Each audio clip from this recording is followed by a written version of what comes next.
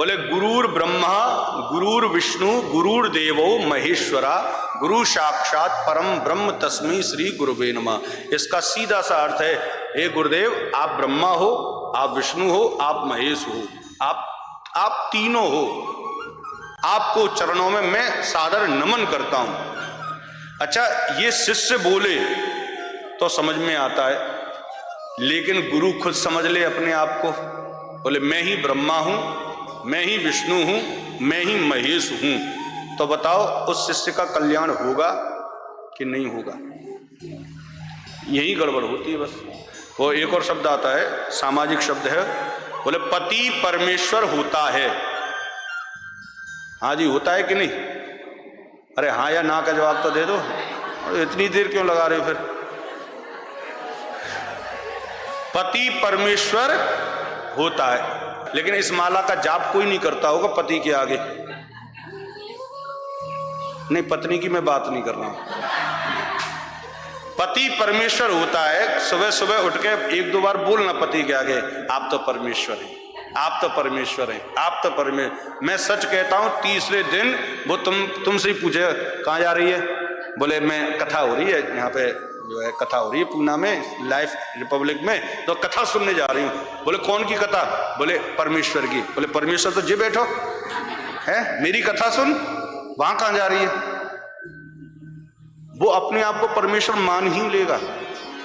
अब इसको समझना है, इन दोनों को समझना है। बोले ये जो शब्द है ना, पति परमेश्वर होता है, वो पत्नी के लिए बनाया है कि वो याद रखे कि मेरा पति परमेश्वर है।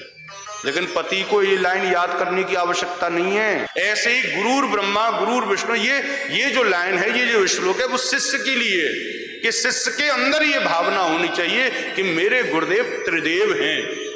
लेकिन बार बार गुरु जी के मोड़े पे ही बोलोगे ना, तो गुरु जी खुद भगवान ना बन जाए। और भैया जो गुरु भगवान बना है, जिसने सोचा कि महाराज मैं, अरे मेरा शिष्य तो बड़ा प्यारा है महाराज, मुझी को ब्रह्मा कहता है, मुझी को विष्णु कहता है, तो महाराज वो गुरु की क्या हालत होती है आपसे कह नहीं सकता मैं। पर तो भगवान भी देख लेते हैं ऊपर से, अरे गुरुदेव तुम तो हमारा ही पत्ता साफ कर रहे हैं, हमारी सीट पे बैठ रहे हो।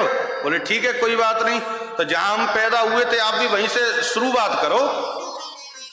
तो भगवान श्री कृष्ण कहाँ पैदा हुए थे? हाँ, तो सीधे फिर वो वहीं मिलते हैं वहीं से शुरुआत होती है साहब। प्रेम से बोलो। कहने का तात्पर्य है कि गुरु के प्रति निष्ठा रखो। गुरु ऐसा होना चाहिए जो अपने आप से ना जुड़े, जो परमात्मा से जुड़े, जो आपको हमेशा भजन के लिए बोले, जो आपको मार्गदर्शन करे।